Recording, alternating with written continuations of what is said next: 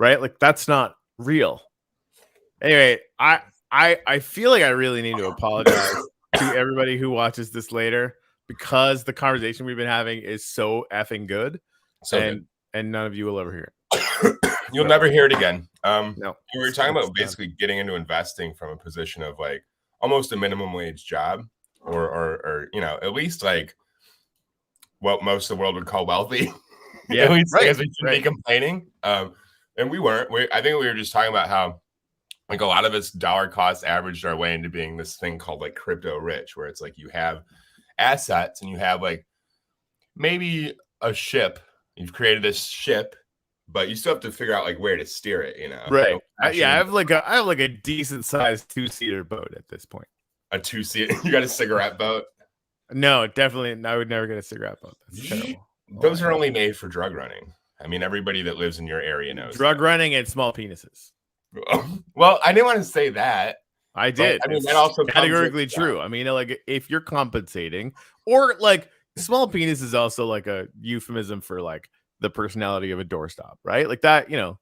But it's not always a bad thing, right? Because that thing would never get stuck anywhere dangerous, probably. A cigarette boat or a small penis? Both, right? Well, no, yes. No, small penis. I mean, cigarette boat, maybe. Well, you don't think it would get? I mean, you could get. I mean, you could screw yourself up in a cigarette boat pretty easily. I would. And you can go in a police auction for like $500. It's like Is buying that real? an old. I'm pretty dude. Have you ever checked out those auctions? Like the government and the police auctions, it's insane. I see. Like for me, there's just so much more storage in a catamaran. But dude, and like I wouldn't be in a hurry. I guess that's the difference, right? Like, you know, if I were to run drugs, it would be in a catamaran because like quality of life is important. You're more like meditation guy, but it's awareness of the moment. Like, hey, we're running these drugs. Let's be aware. Let's sink into the moment here. It's a beautiful moment. Are the hulls full of drugs? Yes. But like this is a beautiful moment on a catamaran is how I might process that. Yeah, like are you happy? I love that like before we started, we're having like this super rational, really important conversation about risk analysis and state of mind in investing, and now we're talking about drug running in a catamaran. Dude, I swear, everybody thinks. If for no other reason, I would love you just for this. I don't know. I think that's why Jimmy gets frustrated with me sometimes. He'd be pissed that I was like early for this, and I've been like 5 minutes late for anything that we've ever. Oh, done. he was late, and then when something happens when that live thing comes out in the corner. I turn into a goofball. I don't know what my problem is. I think I'm like, oh, people are watching. All right, let me do something. Dance, monkey, dance. I love it. It's not even dancing. What was that? It's dancing is interpretive, right? So it's like it's whatever you guys say it is. Good morning, Roger. Good morning, Australia. Yeah, so you know it's the last day of the year. You know, I got Nathan on this morning. Jimmy's wife is like just gonna explode with baby like any millisecond now. There's gonna be babies everywhere. So he's having the morning off, and I'm excited about having you here, Nathan, just because like you're one of my favorite people. You're freaking right. Thank you, and you were one of mine as well. We didn't even meet each other in person until more recently, but that kind of changed the path that we were both on too. We started something that I don't know if we're going to talk about, but like it's very cool. We could. I've been thinking about it. It's like I actually like Should we tease them. We should definitely tease them. Yeah, the mornings. You know, I've been, you know, hoping that. I mean, I've been waking. Like, I woke up tired this morning. That started to happen like more. That's you know, like it's that. You're just hard at trying to figure out how to get back to the point where there's lots of energy, right? So that's still kind of going on, but and the stuff in the mornings, like the idea stuff is back, which is like one of the biggest things for me, right? Because especially in the position that I'm in, like I'm that flood of mental content that you can like kind of water the landscape with.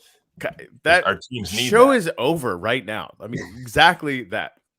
Right. And so, you know, I was thinking about the little project the little thing that we have going on, which, you know, is part of the sunrises that I'm doing and the guitar playing that you're doing every day. And, you know, it's very, very small and yada, yada, yada. Jimmy, hello. Jimmy's in the comments. He must have heard us. He must have heard us talking about him. Dude, he's like Rumpelstiltskin, bro. Don't say his name. He's gonna just appear. Is that how Rumpelstiltskin works? Is that? I feel like maybe that's somebody else. Like Bloody Yeah, Mary Rumpelstiltskin is like you let down your hair or whatever, right? Oh yeah, he turns your hair into gold with like he knits it or something. Yeah, we're not good at this. I mean, anyway, I like I started thinking about the Daily Stoic thing that I'm doing and like the Little Wisdom owned project that I have, kind of backburnered for a long time. I started thinking like, what if I took like 10 of my favorite people, you among them, like Bo's that Jimmy here, Mello, frankly, like people that are like kind of rock stars or up and coming rock stars. Mm-hmm. Make, basically kind of baseball cards, make, action cards for them, NFTs, obviously. And that common one is just basically like the basic information about, what the answer is and what they're doing. And that uncommon one, the rare one, you answering a question like, what's the biggest life lesson? What's the biggest thing that you've ever learned that give you the most ROI in your entire life, right?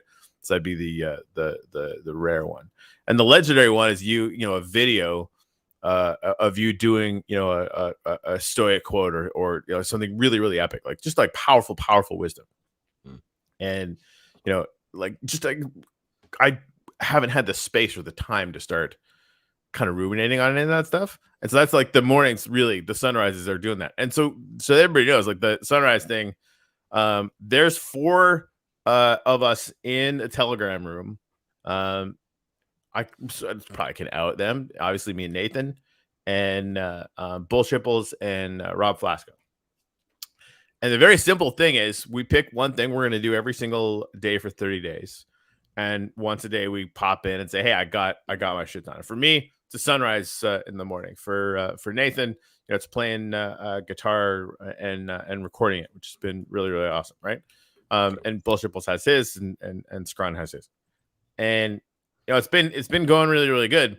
And so I just finished day 23 this morning, right? So we got 7 days left. And then we've been trying to figure like, what are we going to do for the second month? Like just assuming that obviously this has been really good. We're not stopping this, right? So the current idea is we're going to add one person each. And like, obviously this turns into some kind of NFT project down the road. Clearly. I mean, we know it's going to get crazy eventually. Right?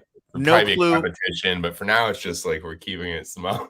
Right, right. We're, I think at some point we want to decentralize it. These rooms can't. Probably there's a maximum. Yeah, I can't run everything. No, I'm just kidding. Well, like having like 360 people in a room, all checking in, it doesn't have any value. It's not sticky, right? But having having 20 rooms with 12 people in it would probably, right? Or maybe 10 or maybe 9 or whatever, right? But I think like even having pairs, I think is within like a smaller community or whatever.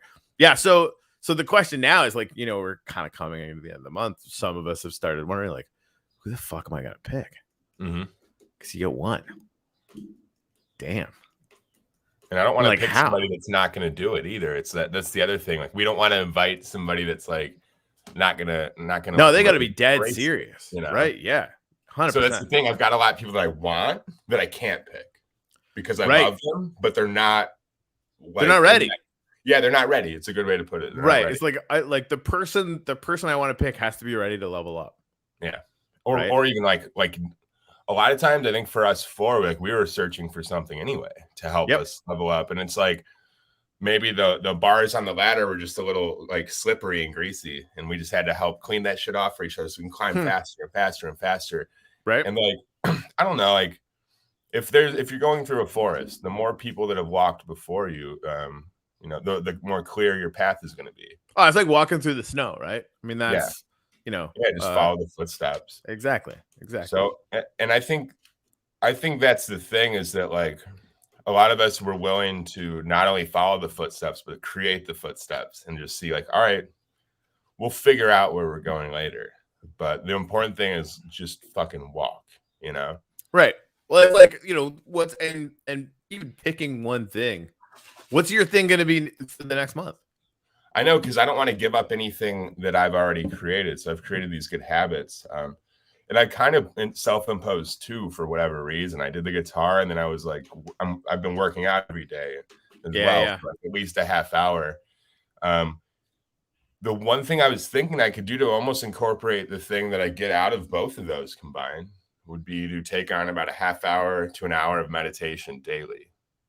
And even just set the camera in front of me to prove that I'm doing it. Because it's very easy to say, oh, yeah, I sat there for 30 minutes. Like, no, I mean, I mean, it's not something I'm like psyched about, like just sitting there in front of the camera. But like, I mean, I think it's important too.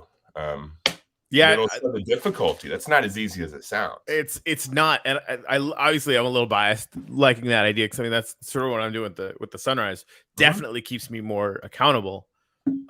And you know, at the same time, like Kathy Brinkman shows up every morning and lists out her gratitudes and the 3 things she's gonna do. Because I sort of did that too, right? It's one thing to show up for sunrise, and then of course we add in the 3 gratitudes, and I write down 3 things I'm gonna do to make the day great, right? And then we like offer that up as a practice to everybody else. Roger shows up every morning; he's been doing it as well. So if it helps, you know, even just the 2 of you guys, right? Like, you know, Roger and Kathy Brinkman, along with it's so powerful to me. Like that's like I'm gonna be there anyway. It keeps me accountable. 3x like in less than 30 days, and like, and your effort multiplied by, you know, like that's and Mello's there a lot, and you know, like I think it just that makes me feel so much better about this, and I think it has like sort of a cumulative network effect too, right? So like absolutely.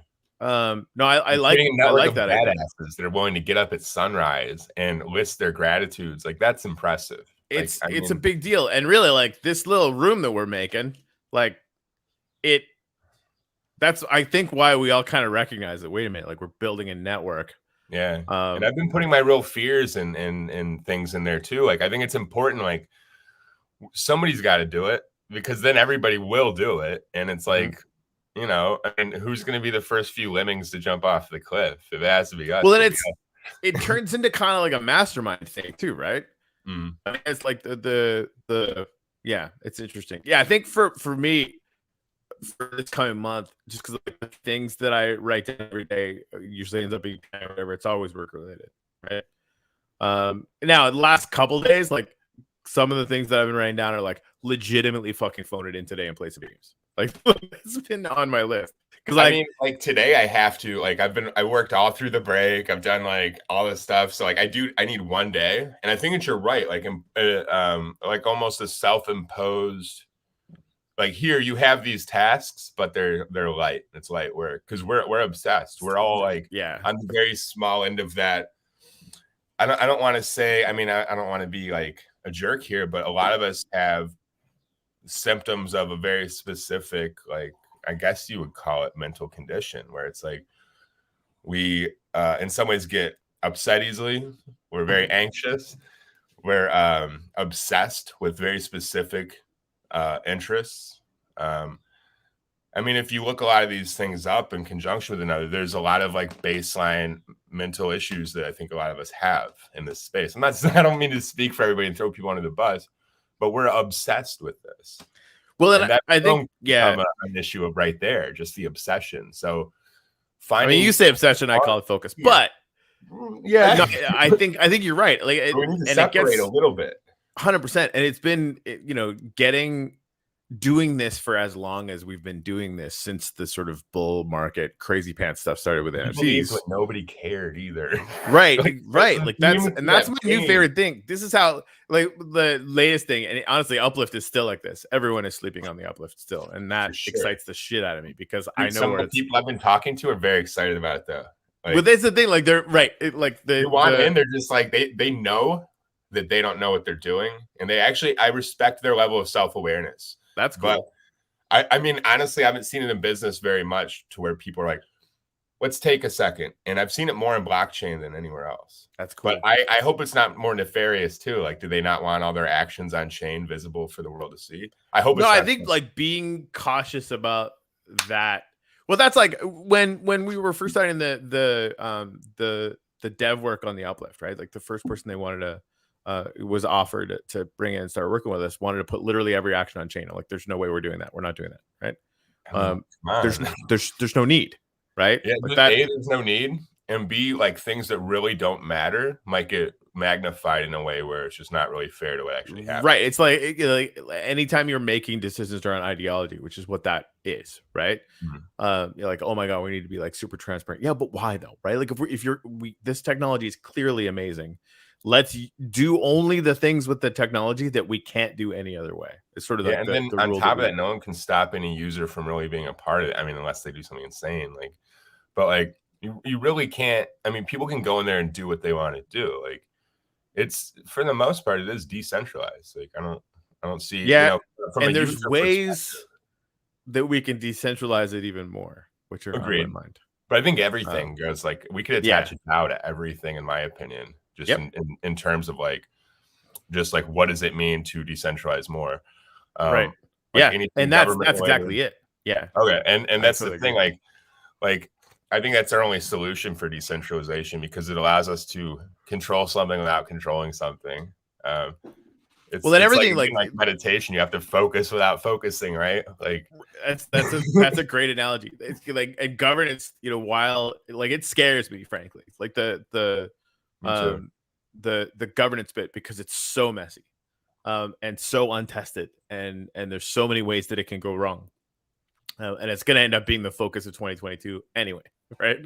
By the time 2022 is done, guilds will have started, world DAOs I think very likely will have started with the uplift. Other giant things with the word DAO in it might happen with the uplift, and then 2023 is like we're committed to giving Blue DAC away completely by the end of 2023.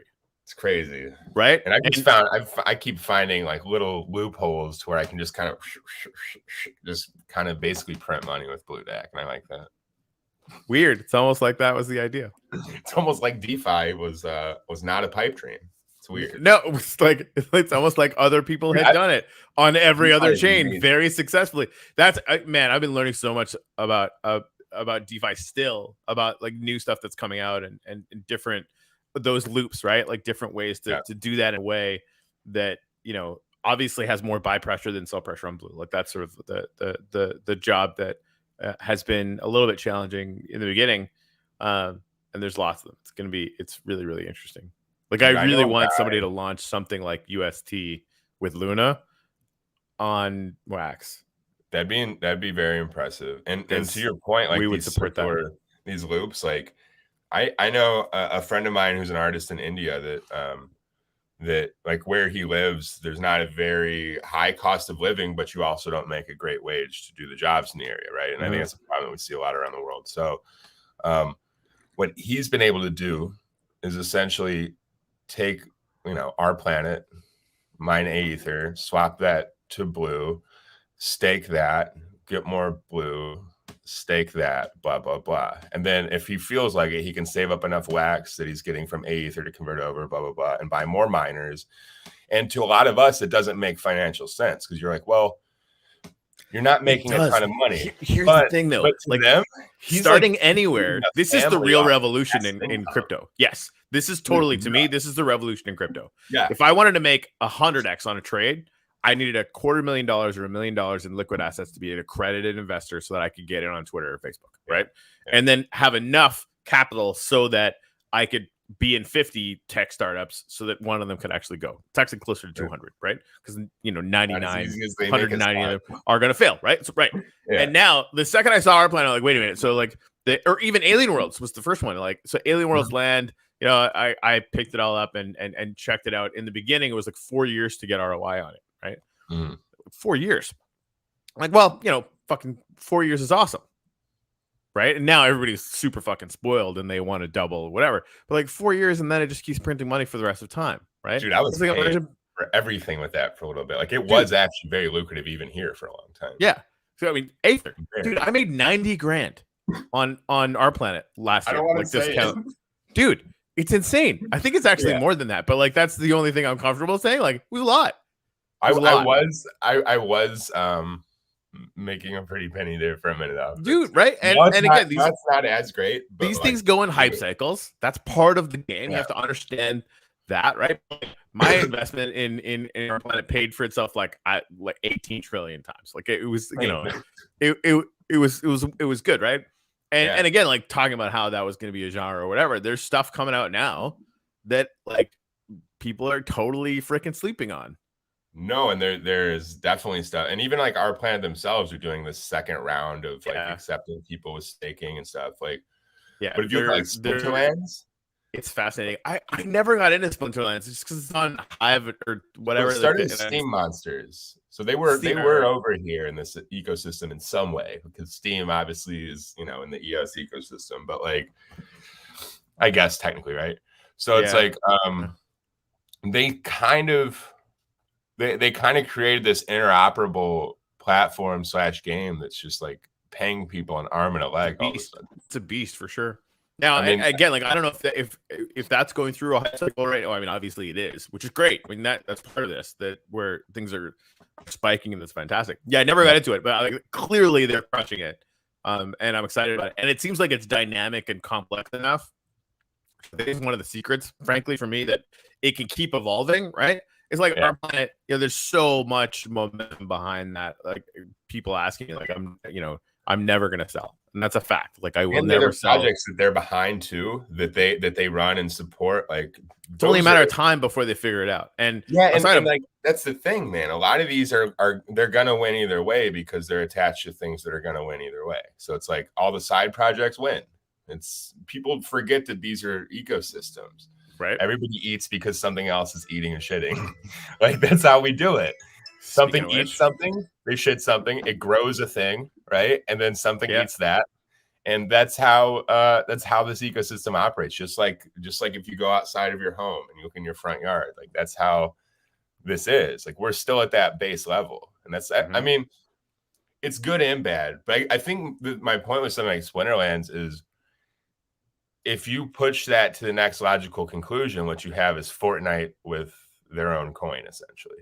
Like you have an interoperable game where people can play from anywhere in the world, from any system, from blah, blah, blah. And they're going to have a reasonable expectation to do good no matter where they're coming from. This is and I think it's going to flatten out. Like I think the money that we're making this past year and probably over the next 12 to 24 months will be 10 times more than what you make in 10 years. Right. Oh, I know. Because it's so new and people are able to get up, positions. But that's the thing. Like with $20, you can get materials now for games that, you could have $40 pretty soon, which turns into, 80, which turns into 160, which whatever, right? If you can double in, less than a year, you're in a situation where things are really, really amazing. A lot of people are neglecting too. I mean, early on, I helped a couple of businesses figure that out, even before I was with Yoshi Drops and all this stuff. And before I was with Super World and all that, like there was one business I consulted for very early on where I showed him how to do staking essentially with NFTs to just create cash flow for their business because they were having trouble getting loans for their business. And I had them put in like $3,000 basically to kind of like essentially Our Planet and stuff. But like there's other things like it, we know, Alien Worlds. And I saw this thing happen to where like this company put in like $3,000. Basically, they just put in their advertising budget for like a month essentially.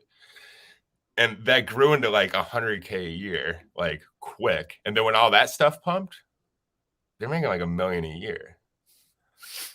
And the bank, like they really didn't need the loans from the bank anymore, but they took it anyway because when you can show $1 million in cash flow in a year, the banks are willing to give you a lot more than $1 million.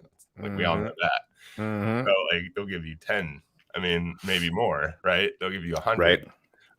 But that's the craziest thing is that we understand what a lot of people that have been working in the traditional financial markets for like 50 years. Yes. Still scratching their heads about. They're like, how are you getting free money? And it's like, well, it's not free either. You have to get they're all contributing. These are legal Ponzi schemes because nobody's able to pull the rug if a smart contract is running it.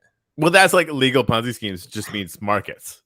Yeah, exactly. Right. Like that's like it, it's funny. I've had really, really smart people who are used to Wall Street and stuff look at everything in crypto. Oh, it's this, that, and the next thing, and they're all, whatever. It's and what they describe is, oh, you're just like buying something and then selling it to some other guy for more money later on. I'm like, isn't that stocks? It's everything, dude. Isn't that like a car? Hold on, let me check my notes. Capitalism. You fucking Wall Street hack. What and the hell? Capitalism. That's just the nature of trading. Like, I mean, hey, I'm the only person in the village with a banana. Who's going to give me 5 apples for it? Like, it's just a piece of fruit for another piece of fruit. And so now, we're inventing those things as art. Like those economics of scale. We're doing that for fun. And it's gonna balance out and create a hell of a lot more equity in global markets, because living somewhere in India for the cost that it's living there is right now, you can get into these things and if you're smart about it, because you can lose money too, like that, that's sure, that's part of it. My buddy's making like 40 grand a year there on staking, like from spending because I gave him money to get started, and just spending like $1,000, dude.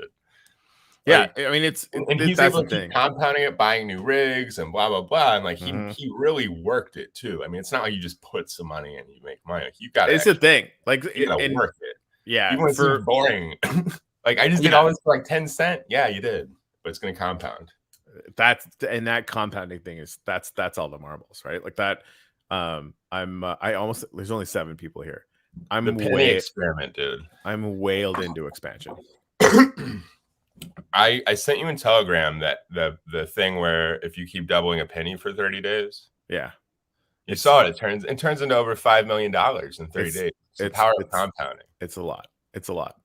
Yeah. Why aren't we all doing that with our personal lives and our businesses too? I mean, and then just when it fails, start over. Hey, we are a thing. All right, it went to 2, 4, 8. All right, didn't sell the next day. Start over. Here's a 1 penny thing. That's compounding also. Yeah. That's and diversifying is really, really important, obviously, too. Like I'm in almost all of them, right? Like all of Land, Nova Rally, and Aether, and yada yada yada, all these things, right? And most of them aren't performing that well, right?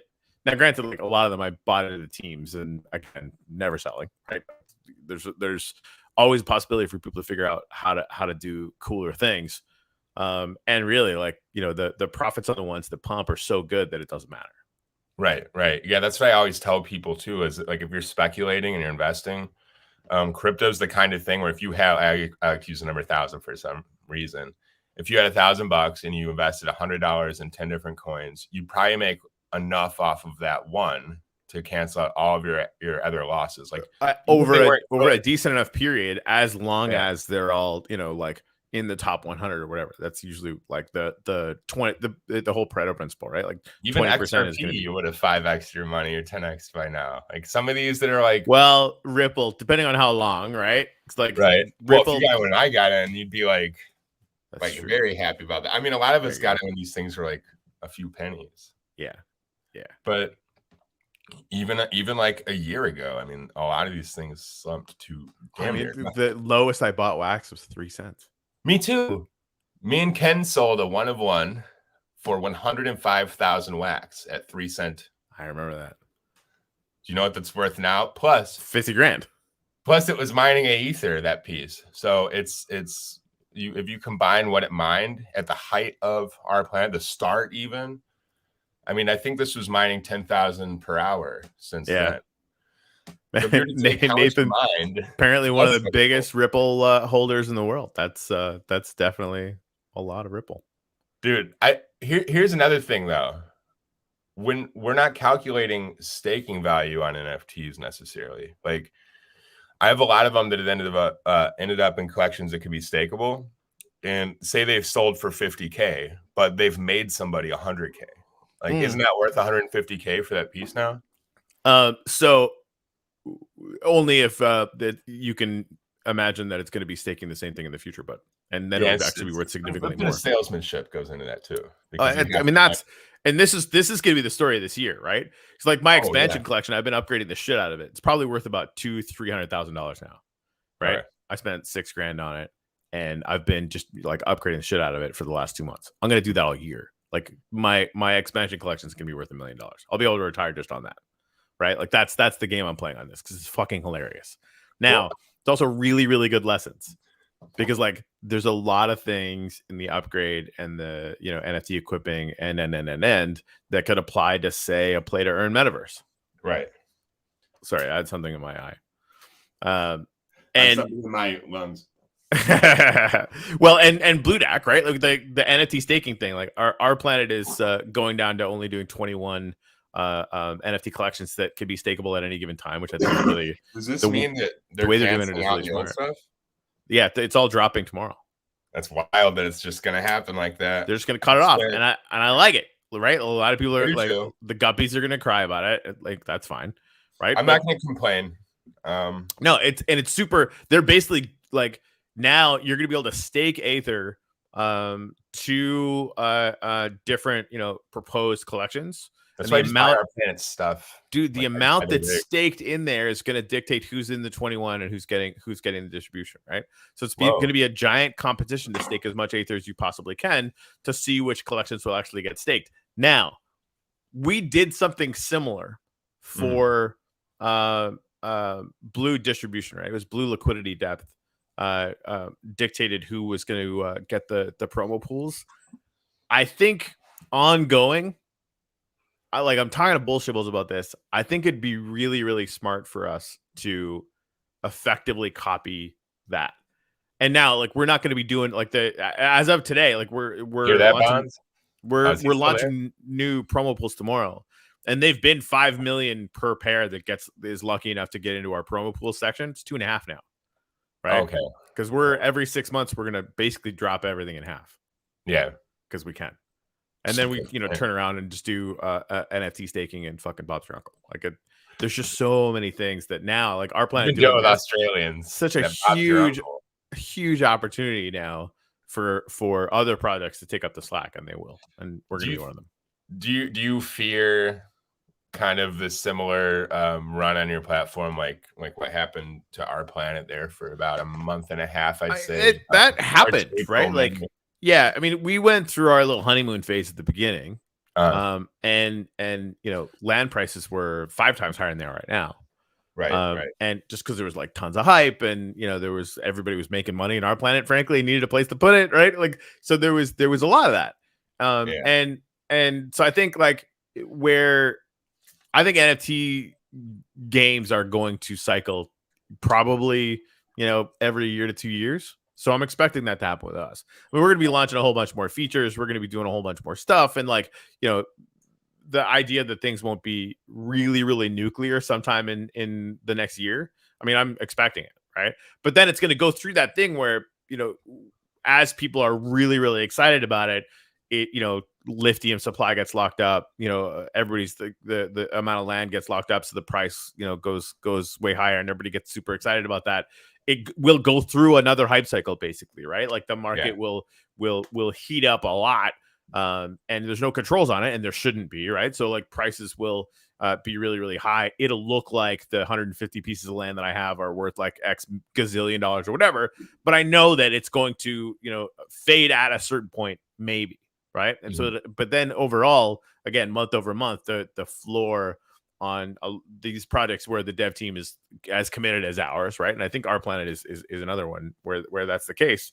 If they didn't go anywhere after all the ups and downs that they've had, I don't think they're going anywhere. They're not. I actually, because I was curious about it. Like, I talked to Bonds about it. I talked to the team about it. They're like, no. We're releasing stuff all the time, and we've got a plan, right? They seem good. Like, when you talk to anybody that's like involved in that, they're like, what are you talking about? Like, things are awesome. So it's we're kind of disconnected, I hear, from people out here, and then like the people in the know, in the zone. I did this thing again. Yeah, it was good. But that's my favorite move, by the way. But dude, this is why Jimmy gets so mad. He's like, "Why'd you do that? We were having that's great." No, I love it. Yeah, I just want to touch on a couple things. Speaking of Jimmy, Nathan, so what do you think about StarLS and Mernatus? I've heard of StarLS. I haven't heard about the other ones. I'm 95% just in the Wax ecosystem. It's where my two companies are building the Uplift Out world. We're building a metaverse with NFT play to earn on the Wax blockchain. Did about 3.5 million in sales this year, or whatever. It's fine. Not a big deal. And on Wax as well, my partners and I launched something called BlueDAC.io. Which is basically the first major DeFi play on Wax. So we're like really embedded in the Wax ecosystem, and of course our planet's on there. All the things that we've been talking about are on there frankly, Wax has more transactions going on it than most other blockchains combined. And these other games will probably do fine, right? I think they're going to do really well. It's just that they're not in my backyard, so I'm not paying as much attention to them. So yeah, Jimmy said, man, the potential for events, I'm imagining pretty much has me standing like a deer in the headlights. He's talking about events in the Uplift, which we just started doing, basically carving out servers. We can handle way more people than normal in our I have metaverse. people that want that too. Like, dude, I have people with these, like, I know I have friends at like management agencies and labels and all kind of stuff that like a lot of them could like almost care less about like NFTs themselves because they're like, well, we can figure it out. We'll make money either way, right? But like the metaverse stuff, everybody's interested. Everybody wants their own, like, it's interesting, man. It really is to their fans, right? Well, and this is where Mitzi doing the quests with the hotels, right, in the Uplift. And the Cube Gallery opening, and the Coliseum. We're doing the Coliseum PvP like battle royale, basically for money, for prizes. That's so cool. Next week, right? Like on the 7th. So that's gonna be good. Yeah, I think like events are gonna be a total cornerstone, right? Like it's gonna be at the point where we're running at least one a week. I have something for that. I'm gonna send you a Google Doc that I have actually. It's a proposal I wrote up like a year ago. It might fit into that PvP thing. I'll give it to you. I like it. This is the other thing too. Like we're basically NFT gating all the events, right? So you need to claim an event ticket that's an NFT. Like, dude, that's amazing. You don't think we're gonna have those stakeable or blendable to something that stakes at some point? This is so you this think is we're the new, thing. Right? Like this is all seeding. All of this is seeding the ground, and we have been for a year. Like, why aren't all tickets already NFTs? Like, it's just people don't know what they don't know, right? Like the amount of power that comes to being able to hit a ticket down the road, or like use that for something else and give it resale value. Like, fuck off. About 6 months it's ago, absurd. About 6 months ago, I got a pretty decent check from an automotive company that I consulted with. It was kind of in between a few jobs that I had, and I needed money, and this company reached out. Where it sounded so boring, I would have usually been like, no, thank you. Here's my friend who does this boring stuff, right? But it was about odometer readings. And it's like a very big car company, like one of the main ones. And they're like, we could use NFTs for odometers, right? Like we could, like we would have to issue you a new one after each oil change and blah, blah, blah. I have a mutable attribute. And I was like, easy. I was like, this is so easy, and it may be like the most common use case for something too. Like if you think about it, like here's just an insurance measure for quality control. Like that's it. It's provenance again, essentially. Like, hey, you started at point A, you ended at point B. Here's our proof. And I was like, that's what this is designed for. Like this is perfect. And a lot of people don't realize that this is about to hit the scene. Jimmy, you consulted for Hot Wheels? It was Micro Machines, actually, bro. There you go. I'm actually under NDA. I can't say what it is, but it's 2 letters. It's 2 letters. I don't know what that is. What's like the biggest car company in the world that starts with 2 letters? That starts with 2 letters? It's just 2 letters. That's it. It's just 2 letters. Okay. Oh wait, I'm thinking parent companies. You wouldn't actually know that. I wouldn't. I have no idea. All right. And also, I don't care. I'm an idiot. You aren't. Well, Nobody believes that. Socially, sometimes. What does that even mean, though? It means that I've judged myself. Is what that means. Oh yeah, just cut that out. How much ROI do you get out of that?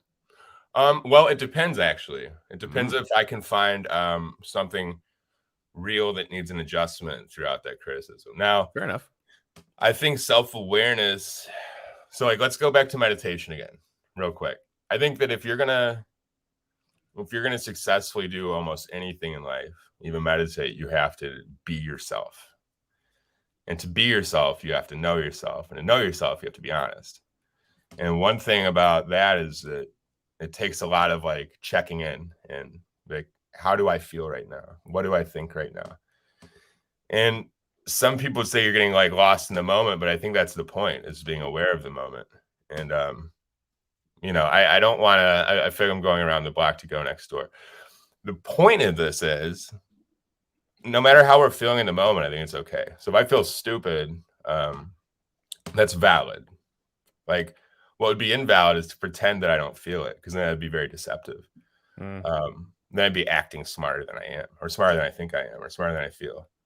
And that'd be escaping the moment. So I think, like, for me personally, even if it's like maybe like self-deprecating, I think it's still in some ways beneficial for me to just be like, I'm stupid. But I think it's also maybe a negative thought that's going to cause some issues if I'm not careful with how I use it.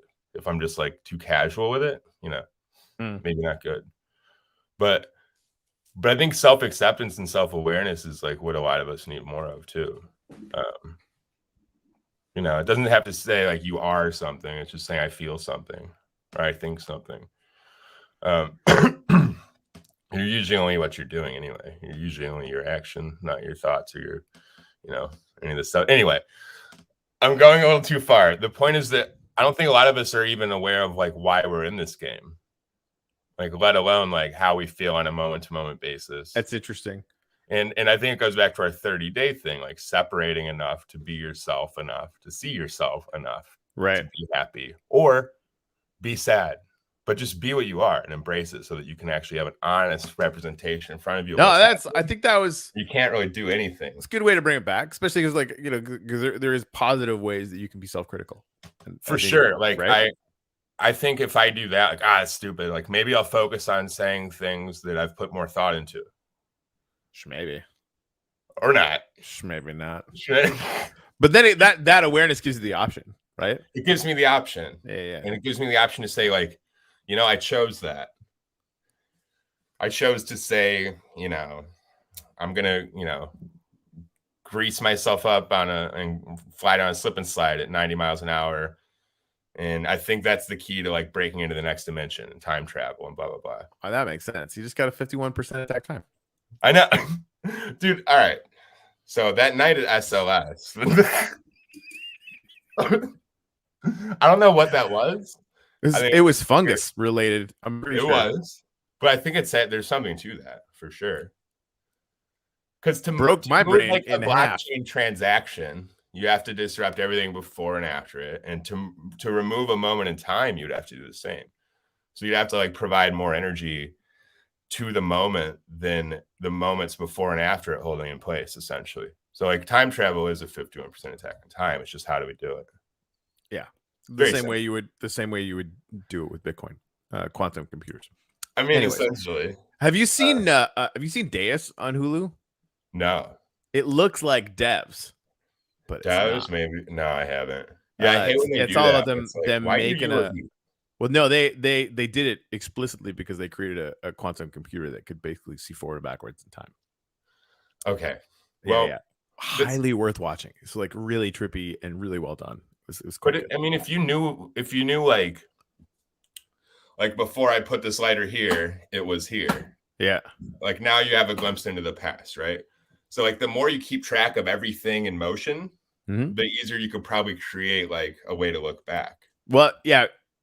Or even forward, right? The whole idea that even with a classical computer, you could create a simulation that was good enough that you could basically track every particle, and like the universe is deterministic, right? Like whether we like to think of it as deterministic or not, it doesn't care. It is, right? And so you would just basically need a computer of sufficient size. The current one that's running is the size of the universe and works really well. I agree. I think it is deterministic in this sense. Like you have the sky and you have space and you have clouds that are traveling from point A to point B. Now, what happens between that?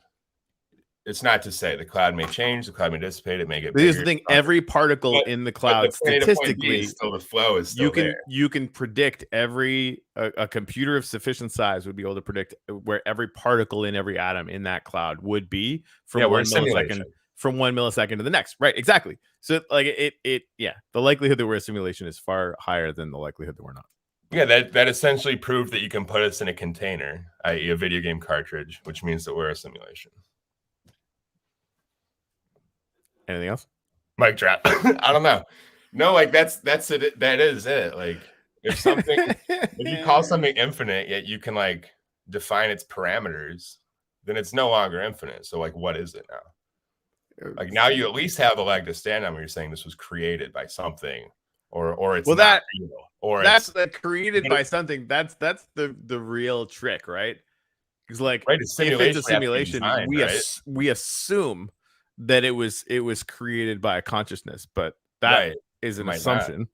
And I mean, it's a fun assumption for people that like to see patterns in clouds. It's an extrapolation in a way, because it's like saying that, like, if for something to exist here, it has to be created by something. For something with, this is the only way we know how to do it, right? Our very tiny human brains are like, well, if something was created, it had to have been created by something or someone. But what I was going to say next was that then we have that, but then we also have like a snowflake, for instance, that for no particular reason that we could surmise turns into this perfectly geometric, like just perfect geometric pattern, right? If you go under a microscope, and they're all different essentially for the most part, right?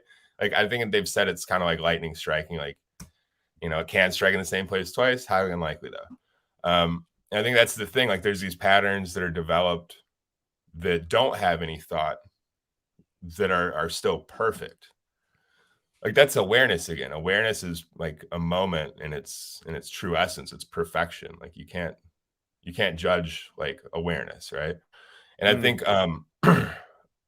maybe that awareness is the architect of everything. Like for something to spontaneously combust into complete order is not normal, but it is. If you think about what is order, like if you consider an explosion order, all of a sudden something to erupt into an explosion is normal, right? It's it's scale, right? Like it's part of it at a zoomed out enough scale. And how big is it? Where's it going? It's just a blip, right?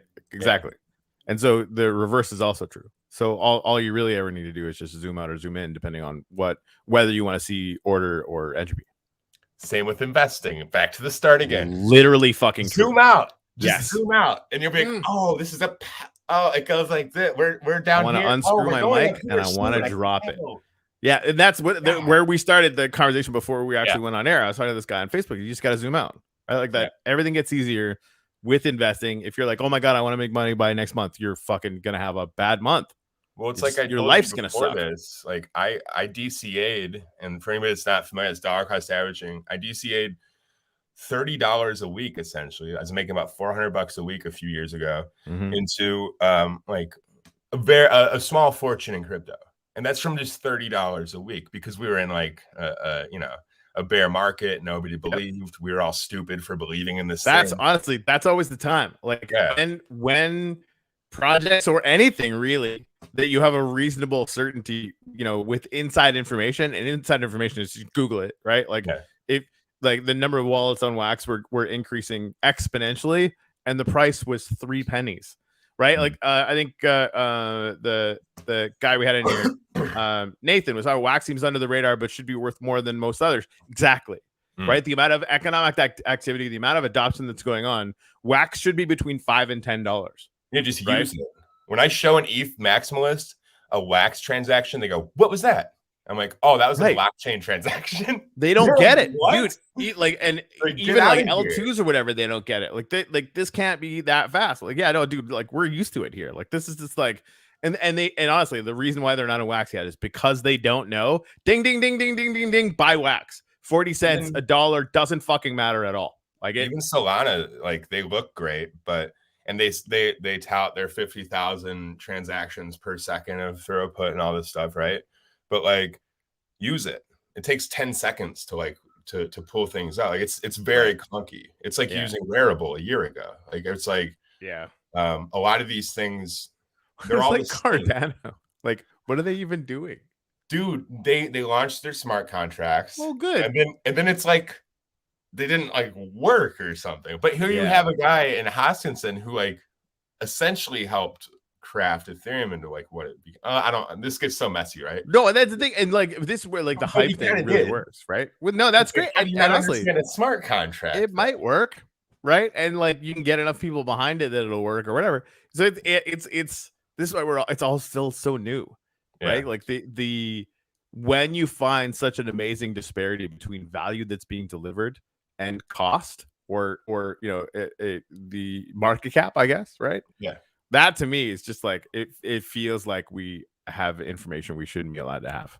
I know, and a lot of us don't care about these market fluctuations because we believed in, I believed in Ethereum a while back, and I started getting this little thing called Ethereum at $90. Yeah, and a lot of people we know got it at like $1 or less.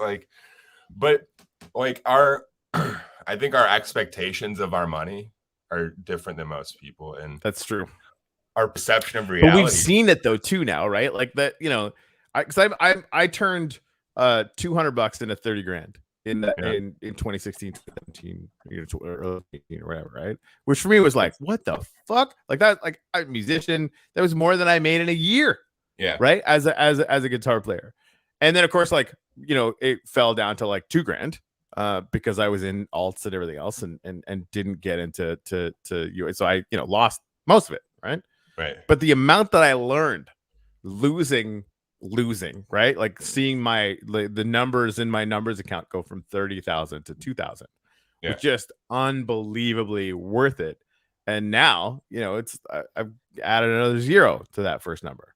Right. And now granted, like all of that stuff is now in stuff that is giving me other stuff. It's basically, interest bearing or yield bearing. And that, it's just the way it is now. Except like now, do I get into like some NFT art projects? Yes, but that's so subjective, and anyone who tells you different is lying, right? Like that, I get into friends projects because I believe in them, right? Not because I think I'm going to be able to turn a profit down the road. Although honestly, like I probably will. And profit and living high on the hog isn't as close to this as some of us think. Like we live small, and this is the thing, like.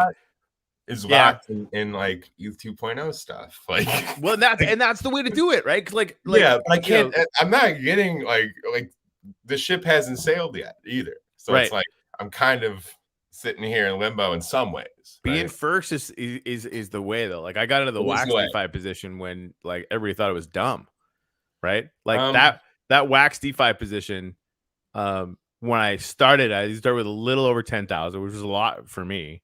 At the beginning of this last year, I've made probably 2 or 3 times more than I ever made as a musician on that one position, and I'm never, ever selling it. As long as I'm getting a tiny little share of all the NFT sales that are going on Wax, like, okay, right? You don't sell that, right? You just don't do it. But it means I have Ethereum and Wax that are locked up. Like it's gonna go up. I'll tell you after the show. Like some of the people I've been discussing things with, and some of the companies looking to get into this ecosystem are so big. It's like getting into a quit ignoring my comments. Well, it's like getting into a bathtub that's already filled with water. Like once they get in, it's just going to overflow. Yeah, and I think that's how this ecosystem is. There's going to be a lot of people getting in that it's going to overflow onto us in a very good way. It is. I think that's definitely going to be the story of this year, this decade, frankly. Right? I mean, it's if you're in now, good job. Like plan on being here for a long time. Yeah. Jimmy. Do you have a special visitor joining us? We do. What's up, Jimmy? From the darkness? What are you doing? Good evening or morning, ladies and gentlemen. Hey. From the darkness, I'm standing outside in the freezing fucking cold by a river just to come to say hello to 2 of my favorite people. And thanks, man. And say Happy New Year's to everyone in 5 minutes because the clock strikes midnight. It's 2022 here in Japan in 5 minutes. Damn, you guys are always ahead of the curve. But yeah, I love your conversation. Right? By the way, it was great. It's awesome. Oh, thanks. I don't know. We got on this blockchain nerd tangent, and we're just like stuck. And weird that we would do that on this show. This is right? the thing. I've connected with a lot of people in this space because I come in as like an NFT artist, and they're like, "Oh, you actually know blockchain?" So well, I've been consulting in this business for like a while, and I've been investing for a while. Like, how do you not know blockchain if you're an early NFT artist? You kind of have no choice, But agreed. Jimmy, what's up, Jimmy? Nathan's like the blockchain intellectual comparable to Wax. Nobody fucking knows about the shit that he's capable of. Like, he's really out there. Like true. Really, dude. I remember the first, right? He the comes first across conversation. As this fun-loving, great guy, but yeah. I'm gonna eventually be the most famous artist in the world, but I'm not gonna talk about it much. That's cool. You guys say it. Yeah, no, let us say it because Kanye That's the only West is a time you piece ever of hear shit. me say that. I like it. I'm cool. But I want you to know that I know. All right. That's all. I mean, have a goal. And now, meditation, humble, calm. I have an amethyst right here. Oh, dude, that's how you know that means fucking nothing at all. I know, right? It's so funny, like that. It's like when people bring up astrology. Oh yeah, that's a good story. No, that is the interesting thing about like meditating a lot. Is you'll see like all that hippie shit doesn't. It's awesome, but it's not really like what's doing it. It's like it's the self. Like we're in control of our environment. Right, placebo power is intense power. Like we've got our unconscious mind does have the ability to have a huge effect on our physiology, and so we've invented all of these ways to gain that. Because if you know you're doing it, it doesn't work, and so we created this layer.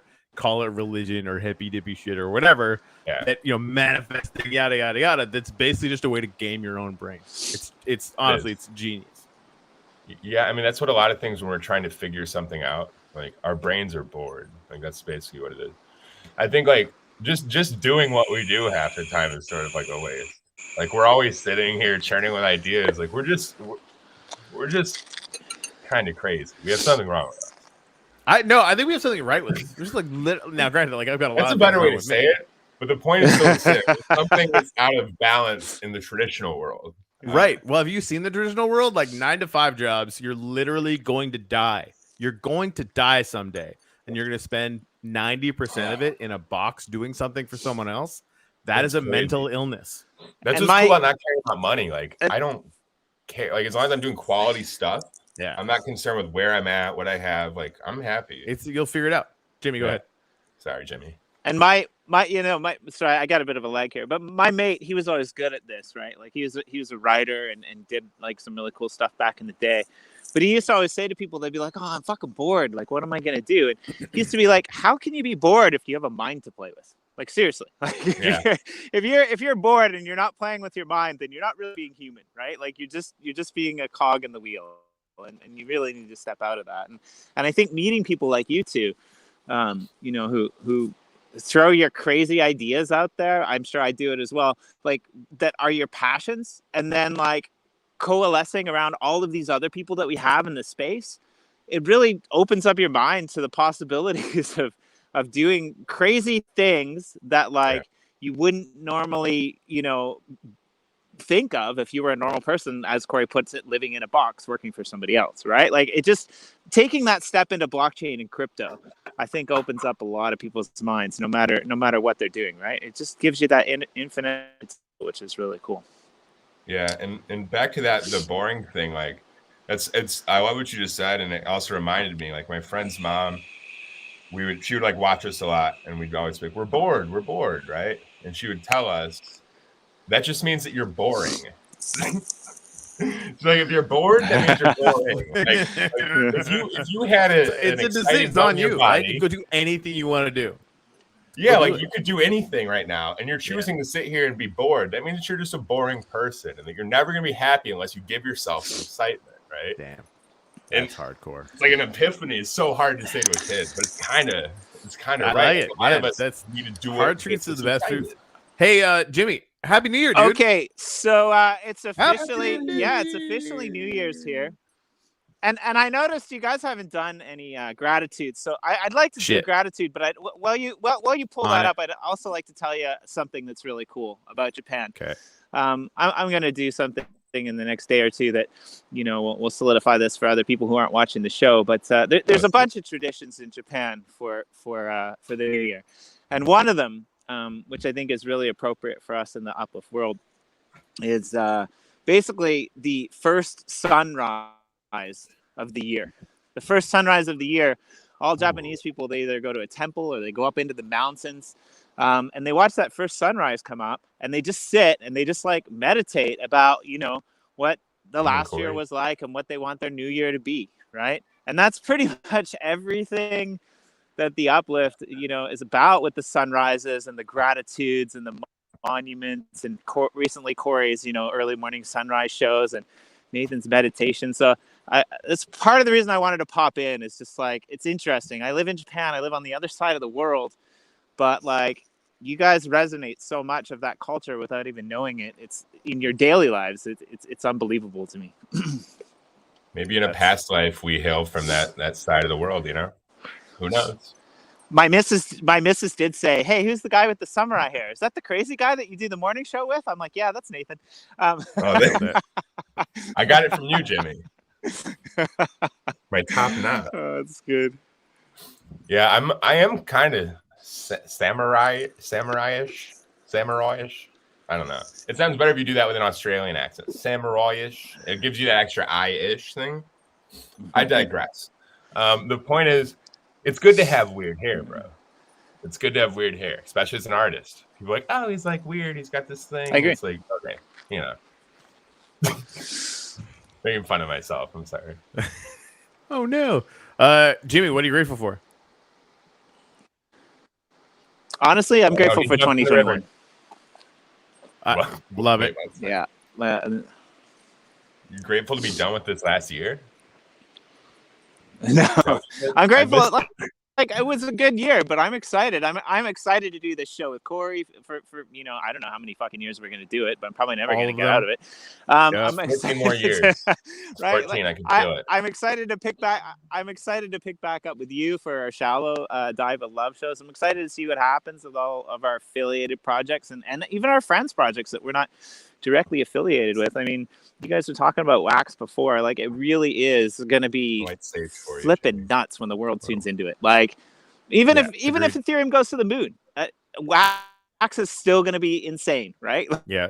Dude, we should hope it does. Like, that would help us. Because then people would be like, oh, it's slower and it's more expensive. Stuff, like, I'm bullish on Ethereum. As much as I laugh about how ridiculous it is, they're slowly solving it. It's not like they don't see the issues there, and they've had long-standing moving to proof of stake, yada yada yada. Like that, it's going to be interesting watching what happens, right? And it really will only be good for the entire ecosystem. So for me, honestly, I'm so freaking grateful for my partner Jimmy D. Freaking love you. Thank you for stopping in. And I mean that being grateful for 2021. We saw this thing on Netflix. We started watching the first little bit of it. This little comedy special on somebody please kill 2021 or whatever. And I get that a lot of people had a really challenging year in 2021. I didn't. Like, just flat out. I mean, it was challenging. It was very, very challenging, but only because the opportunities were so intense.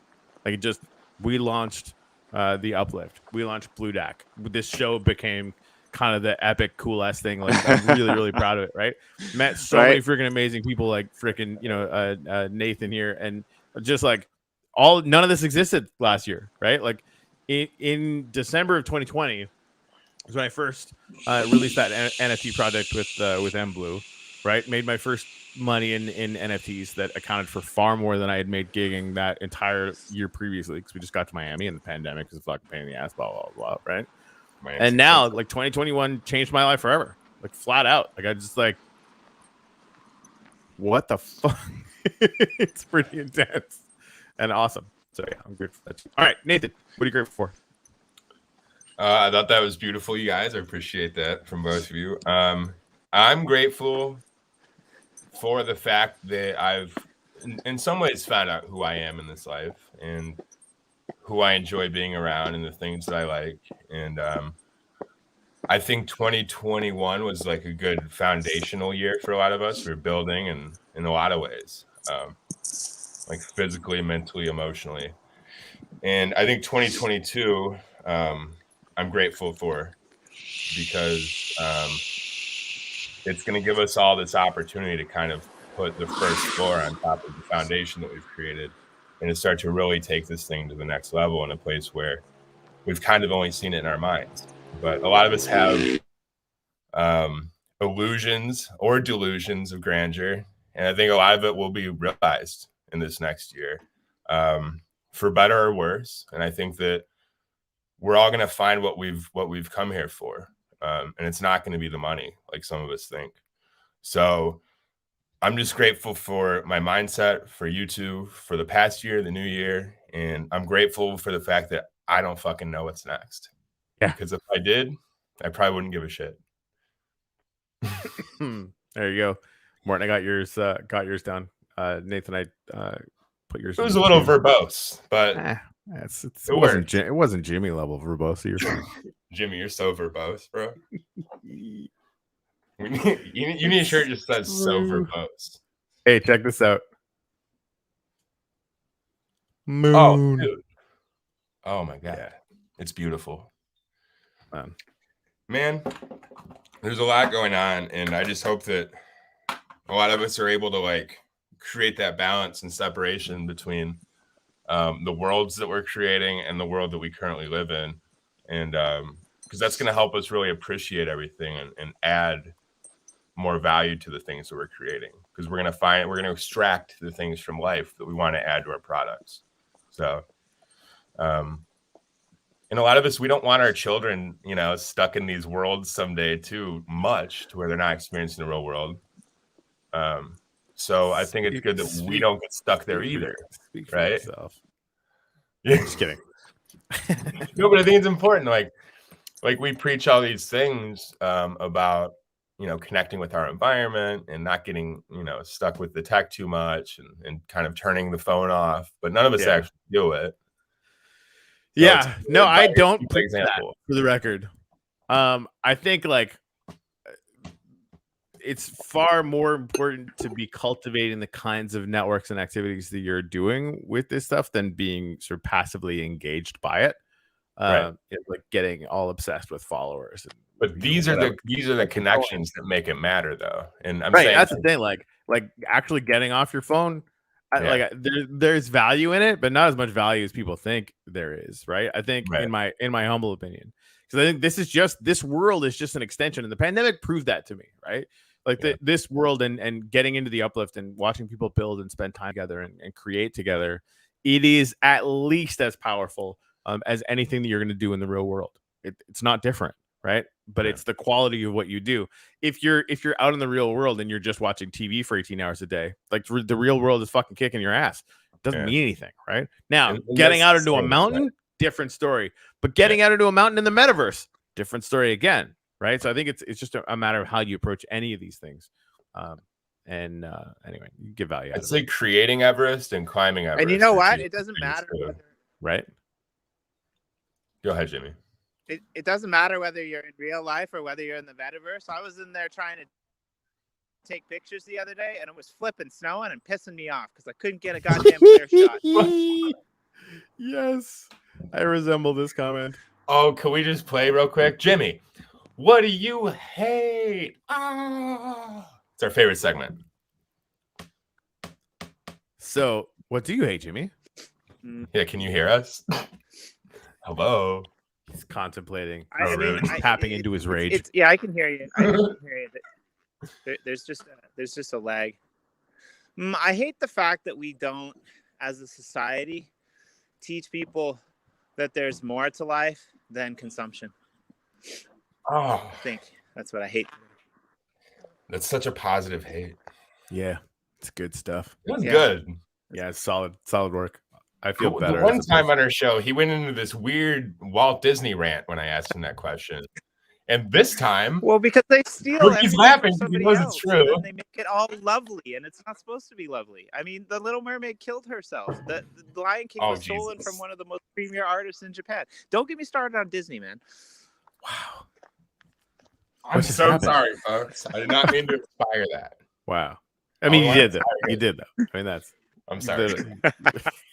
But it's still his. I can't apologize for all go, I think, because my battery is running low. But all right. But yeah, thanks for popping in, Jimmy. Again, I just want to wish everybody out there a happy New Year. Have a great weekend, and to you too. I'm so happy that I met you, Corey. It's been a while now. It's been more than a year. But Nathan, the last year that we spent together doing shows and hanging out, and it's just been a really big positive change in my life all around, and I want to thank you both for that, and I'm looking forward to many more of these and hugs someday. Well, I'm happy to touch you, Jimmy. And it makes me very happy that we had this time.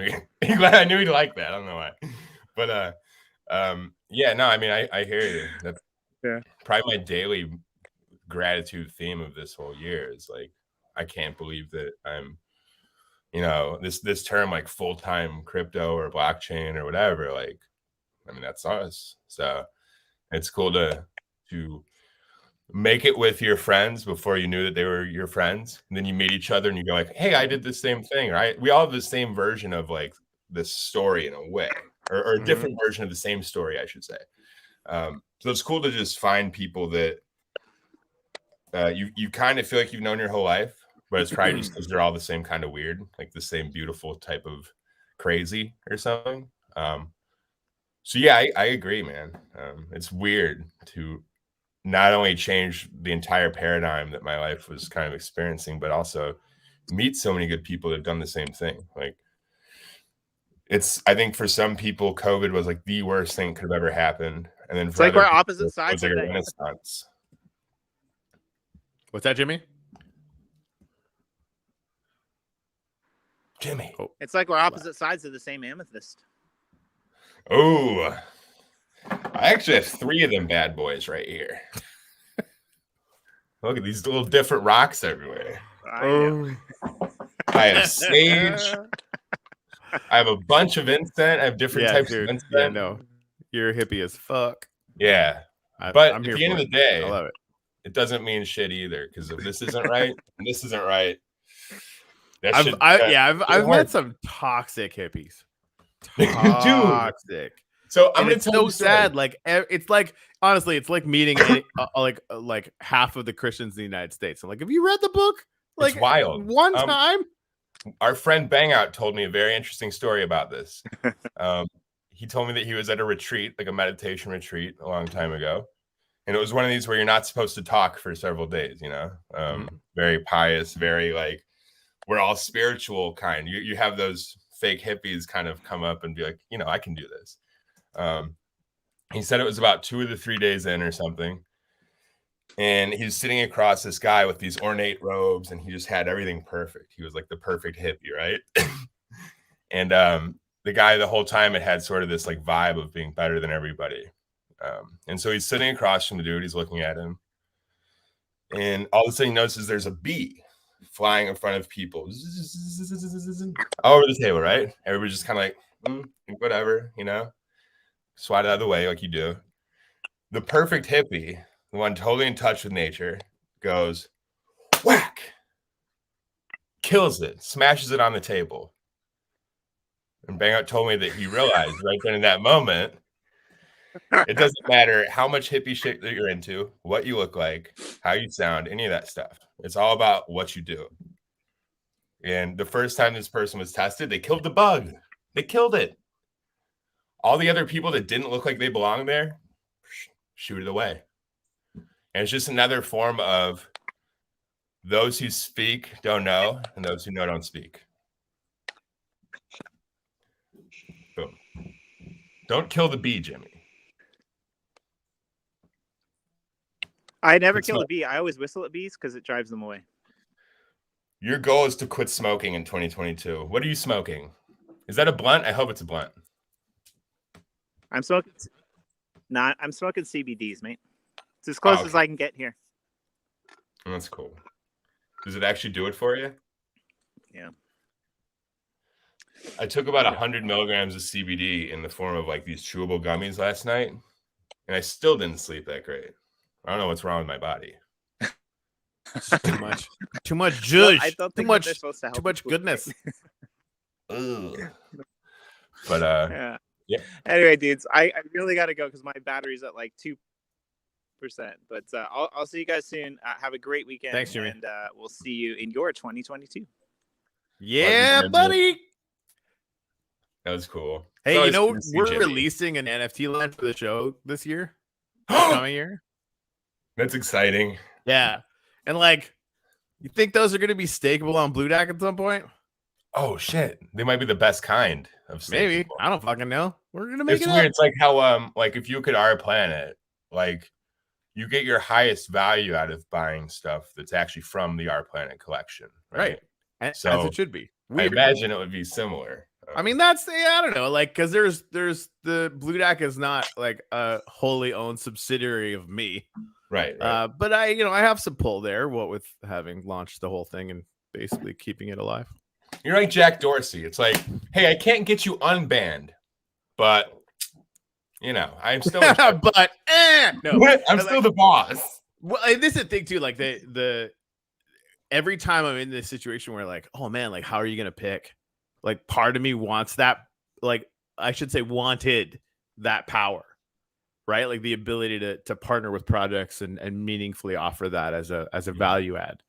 And the closer we get to launching it, well, and really like the same with BlueDAC, right? There's a little bit of that went on, but I'm trying to keep it data centric, frankly, so that it makes sense when we give it away. That's the thing. Like instead of having to decide, it's like create powerful parameters that are going to add value to the whole ecosystem, right?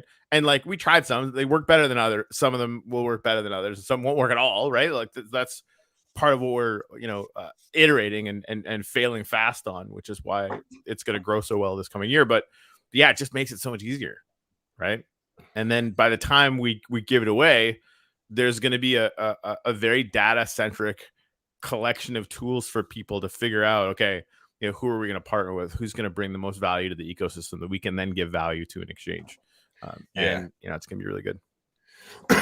I'm excited for some of the collections I work for and around because of that too. I mean, I think that a lot of these already have provided value to the ecosystem. That's just that extra thing that, like if you have a membership, for instance, it's stakeable, right? And you only need that thing for like 1 day per month to receive your reward. Like now there's potentially 29 days where you feel like this thing is useless to you. What if it wasn't? What if it was earning you something the whole time? So this provides value to all the other collections that can plug into it. I mean, the likelihood that, I mean, you're talking about Yoshi drops, NFTs.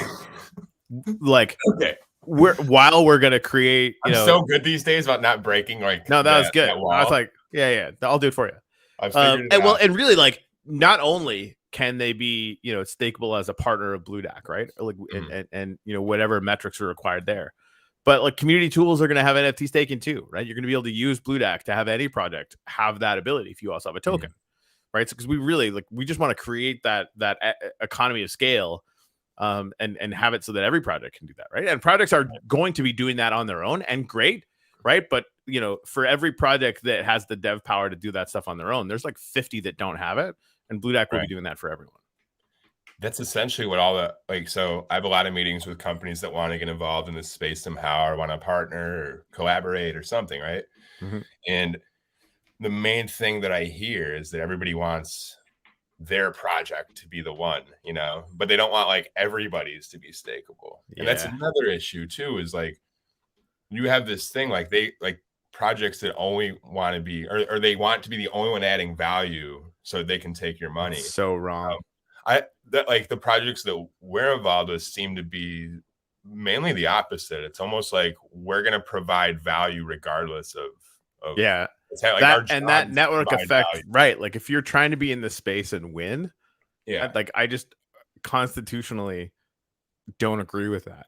And honestly, there's been some people who have kind of what like it's basically the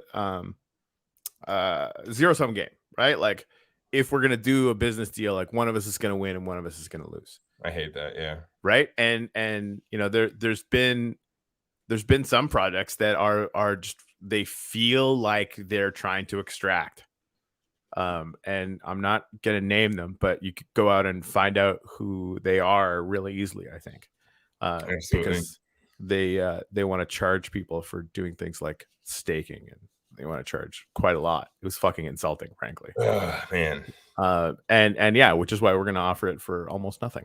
It's like our friends that charge people for tweets, like, and I get it, but like I don't do that shit. No, I think that's different, right? Because you build it is and it isn't though. Because if somebody wanted members, like if some of them are like vibrant members of the community, and they have somebody else that like really wants to add value to the community, and they're gonna like charge them like 2 Ethereum to do a tweet. It's like, whoa, like you've built a platform though, right? Like, and now because that attention is worth far more than 2 Ethereum potentially, right? But don't act like you're in it for the common man then, and that you're Oh I'm yeah, no. extremely supportive in, because you're definitely not a cheerleader. You're exploiting and extorting somebody. Well, that I don't think that's exploiting though, because I think like if I produce something of value, like this show, do you think if somebody wanted to pay us a couple of Ethereum Right. to promote something, would that's not an extraction? That's not me exploiting. I have a That's like follow-up we've question to your question though. There, What's that?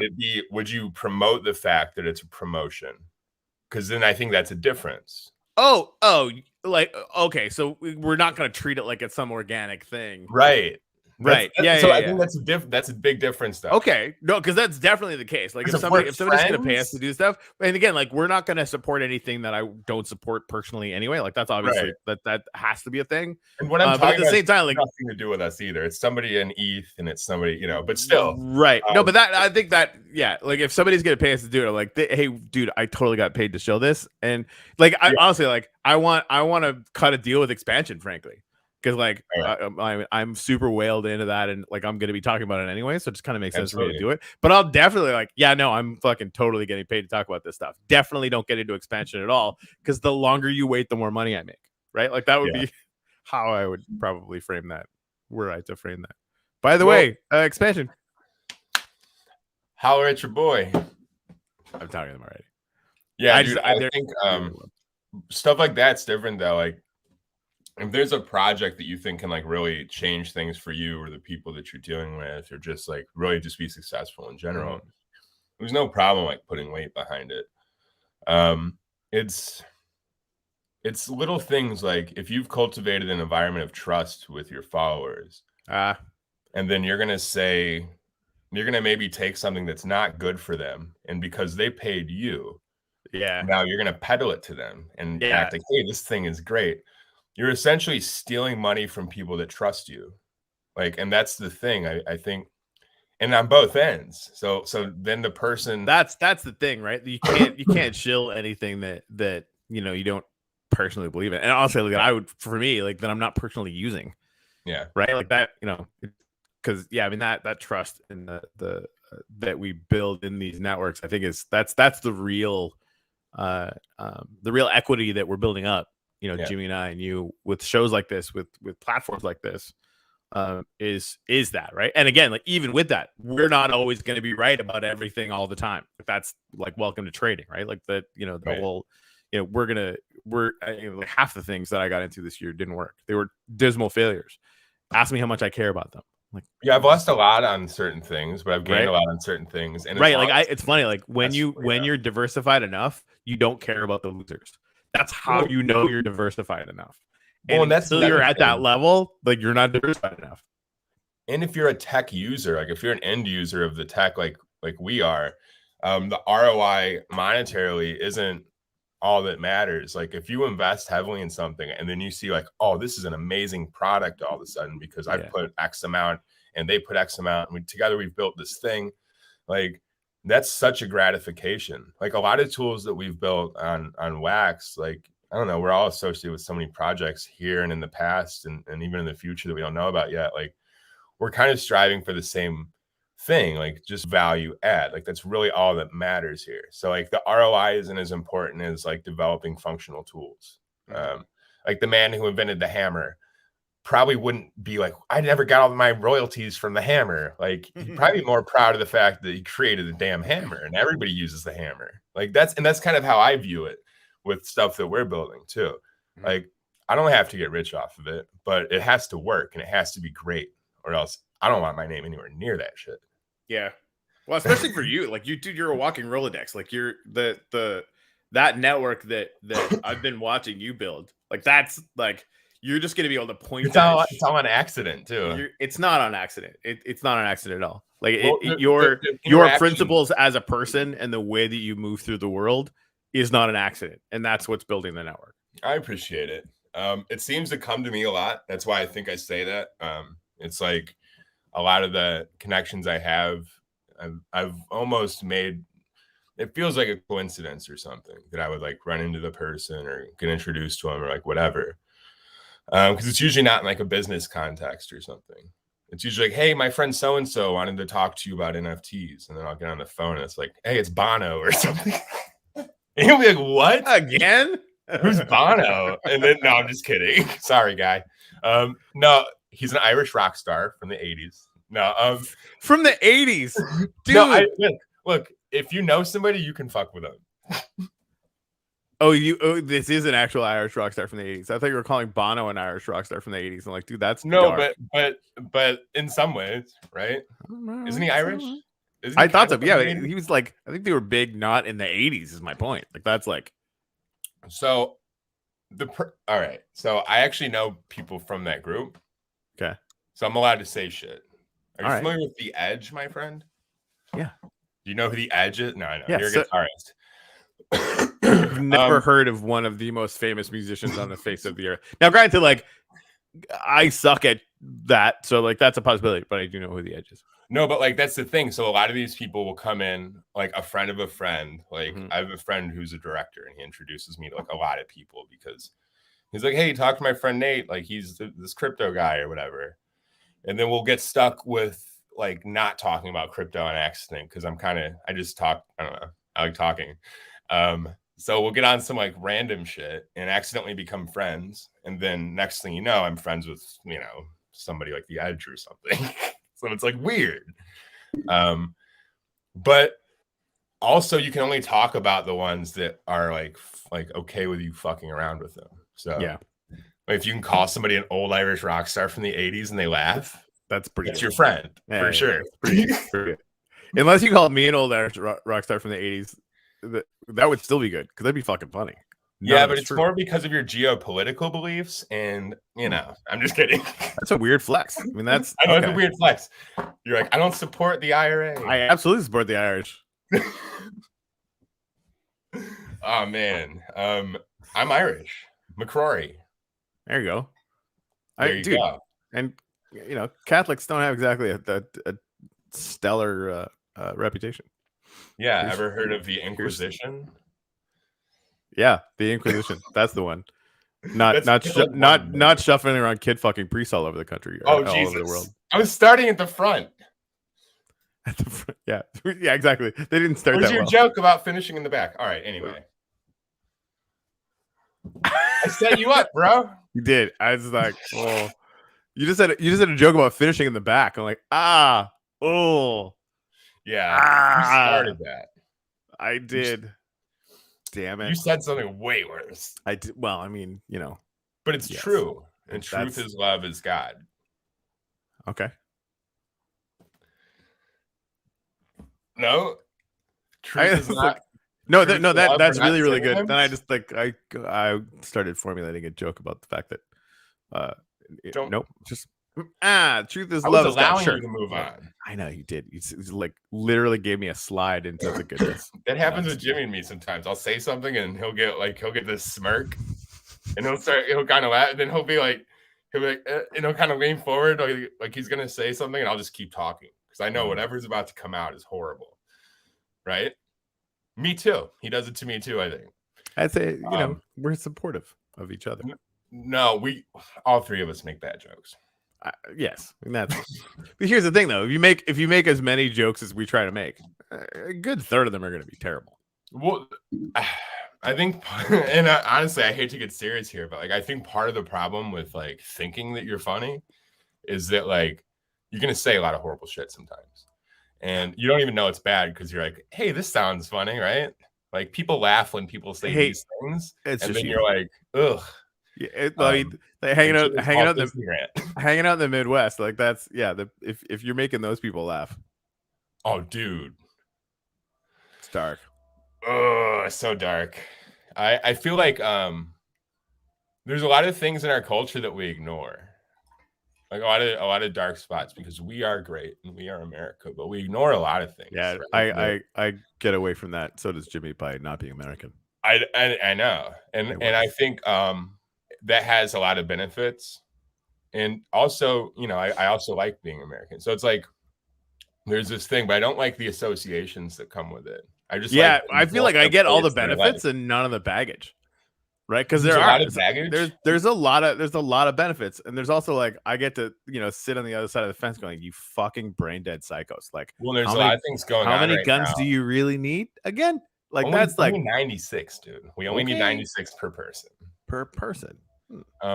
Yeah, there's a lot of things that there's a lot of like secrets hiding out in the open about this country, and I don't know. I think it's actually somewhere like some of my art focuses on. It's like a lot of this like sadness that we kind of have here, and we don't actually admit to it. Like there's a lot of this like this melancholy almost like I think culturally you almost associate that with like gray skies, like you'd see like in the UK or England or something, right? Like people have this image in America of like this, like it's over there, and it's like no, it's us. Like we're projecting. I think there's like a darkness here, and a lot of us ignore a lot of the issues. There's a lot of racism in this country. There's a lot of issues with violence. There's a lot of ignorance. There's a lot of apathy. I think it's maybe the biggest. And the apathy thing is trained. It's very tough, dude. From the outside, they're not. There's no embedded cultural incentive that is trained in to not be apathetic, right? If you look at like the vast majority of sort of cultural inputs, unless you're really, really careful about selecting what they are, which is again, like whether you're watching TV or being on the internet or being anywhere in the world. The real world, quote unquote, right? Like who you're spending time with, whether it's actual humans or not, like that. If you're not if you're not choosing your cultural inputs, they're choosing you. They're going to make who you are, and that's like the vast majority of people in the United States are being cultivated by outside inputs. Yeah, and that goes back to neuroscience, like neuroplasticity, like the fact that your brain can change over time with exposure to a thing or a place or a thought even or a sound even, an image. Dude. So this is why gratitude practice for anyone who could hear my voice now or a million years in the future, it is the simplest thing you can do to train your brain. When a lot of us live in areas that are essentially created by a lot of the foundations that we've built our lives on are accidentally built on the backs of other people, and we don't give credit. And like that's one of my biggest issues with areas like, and I hate to throw Miami under the bus because I'm like kind of a native-ish. People call me there now, but like I go to like Brickell and South Beach and certain parts where it's like, and I know this happens in every city, but it seems just very like money obsessed. There's fashion label on every corner, and I buy that stuff too sometimes. I'm not impervious to the call of material goods and items. Like I still fall foul to that stuff, and it gets me easily. I like shiny things like everybody else, but it's an obsession. Like there's a lot of people in that environment that are there because of that stuff, and it's like this, and it self-reinforces too, which is, it's like a mecca of like self celebration in a way. Ego, yeah. Like the number of Lamborghinis. It's crazy. There's such an influx and overflow of Lamborghinis that you can actually rent one on Turo for like $200 an hour, because there's so many rich people like, I don't even know how to do this thing. I should make some money with it, right? It really, it's interesting. And that part, because we, while we've done really well this year, we've been hyper judicious on living small still, right? And my wife's made good money for a long time. We live in a tiny apartment. And we're gonna live in a slightly larger tiny apartment up in Hollywood, which is your fault. Yes. We're legitimately moving up there. Like that's when next month. Next month? The end of January. I think the second week. I've got to look at my calendar. I'm gonna book one of those beachfront motels for do it. And I'm gonna sit there. I'm gonna do my work, and then I'm gonna go out and I'm gonna just enjoy it. So we'll be able to hit some sunsets together or sunrises, maybe sunsets. Dude, I'm still doing. We're gonna be a mile away from the beach. Right now we're a half mile. We're gonna be a mile away from the beach. I'm still doing the sunrise every morning. That's not bad. I'm just gonna get more walking in, which is good because I'm still a fat ass. So that's the thing for month 2. You're a thin Kevin James. I've always said that about you. Thank you. But Yeah, month 2 is like still sunrises, but the 3 things that I write down that I'm going to do every day, because I tacked that on, right? Like the sunrise, and then there's the gratitudes and the 3 things that, you know, if you accomplish that day, it'll make the day great or whatever. They're all going to be health related. So I just like new rule. It's like work stuff is going to be work stuff, but like 2021, I completely ignored my meat robot, and cultivated some really, really, you know, terrible eating habits and not working out. Incredible shape, dude. I know, dude. Like I was essentially I was trained to be a professional athlete. I was a fighter. I was an amateur, but what the next step was, you know, hey, like let's go to Glory Kickboxing. So it's like that was the plan. And I took very good care of myself. Even like went to bed at like 9 p.m., would get up at like 5 a.m., run, essentially exercise for 10 hours a day, and then meditate for over an hour a day. I would do 40 minutes in the morning and 40 minutes in the evening.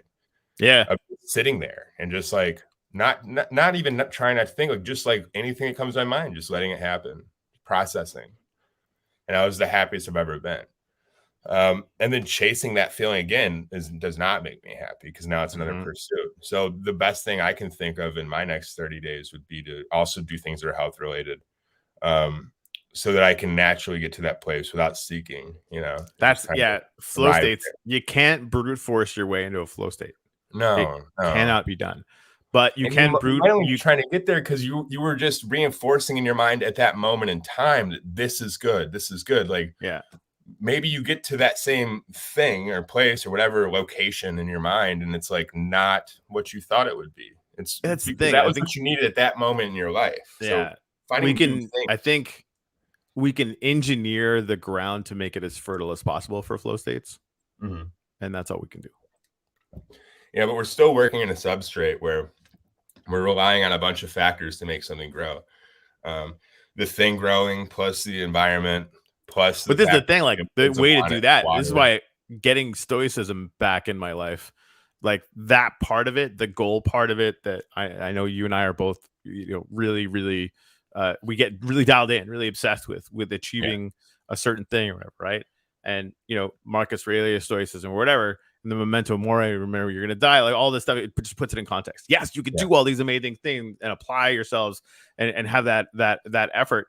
And just remember that none of this matters. It doesn't. And that's why intention is so important. I keep this with me just to remind, even if I don't read the book, just seeing intention on the cover of this thing.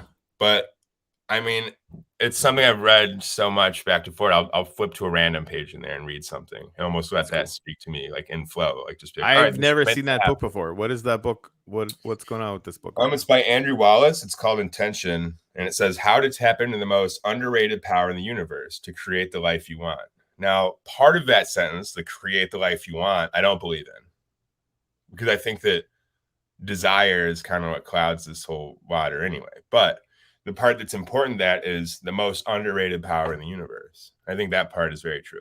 Yep. A lot of what it talks about is essentially how to find that flow state, how to kind of create like a quote unquote, like you know, the law of attraction, essentially, like how to kind of embrace the qualities of nature that these underlying, you know, things that pin reality in place, like embracing those things in a way where we see them, but we're not obsessed with them. Like this flow state, right? Like that's such a good one to reference, because the more you try to grab it and look at it, the less you can actually achieve it. You have to look without looking, right? Like that sort of thing. Yeah. And it seems like it's amazing how, it does seem like a paradox until you're actually in it. Yeah, but it's easy to achieve if you quit trying to achieve it. Right. It's like the music thing was such and I need to start. I'm going to be doing, you know, gigs when we move up to Hollywood, because that for me, like flow states, playing somewhere music, legit. I'm gonna go talk to them and figure out like the Tub. I don't think they do gigs, but if they did, I would. Like I'd play in the parking lot of that place for a burger. They don't play it. They don't do it yet. They haven't met the greatest salesman in the world. I'm gonna go up in there and but that's even that back little patio part. Like I would play at the corner of the bar right there, overlooking the water, and like maybe people can hear me, maybe they can't. I don't give a fuck. Like, hey, give him free drinks. He'll stand next to the valet and play to people when he comes in. Like, whatever. We just want to play music by the water. 100%. Free beer. Yeah, done. It's not the beer is expensive, but free beer just tastes better. I don't know why. It does. Well, and there was like the freaking rum runners with floaters and a burger. Like, yeah, I would play there for dinner and drinks. Yeah, that rum runner, the floater better be dripping on the table when you hand it to me. 100%. That's how you know it's good. Yeah, when you're like, ugh. Remember the first time we started like sipping on those things, like, fuck, these are spicy. Like, they were. Yeah, and I had to like drive 12 hours, and I was like, Joshua, you drive. That's smart. That's super smart. Yeah, that's good. I will admit to no malfeasance on here. All right, that's good.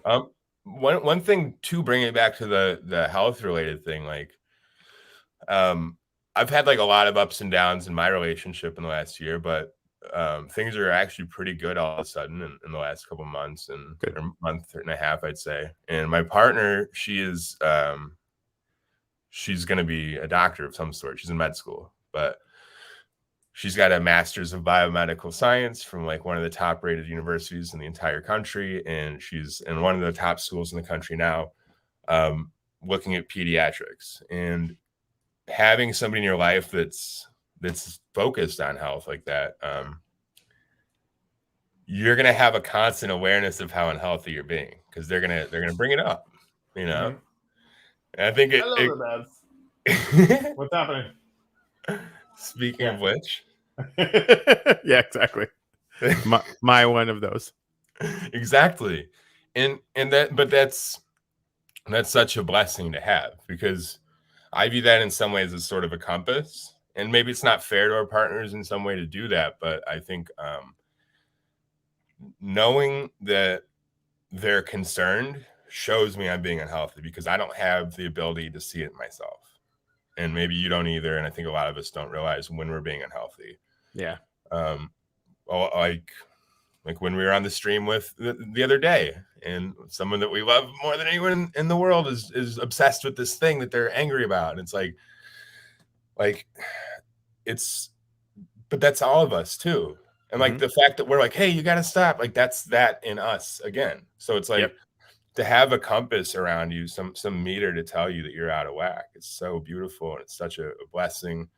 And I think embracing those relationships too, like is a thing to focus on going forward, because it does take some discipline to be a good partner, and it does take a lot of understanding and patience, even if you're a perfect fit, right? So it's like,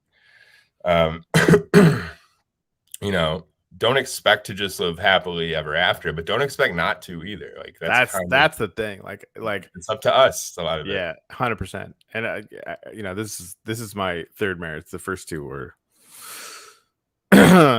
poorly chosen, frankly, right? Like, because I have to own that. But it was not good. And I just lucked out with Michelle, totally lucked out. Like, and we just get to be happy every day. That's and not without challenges, but legitimately, we just get to be happy all the time.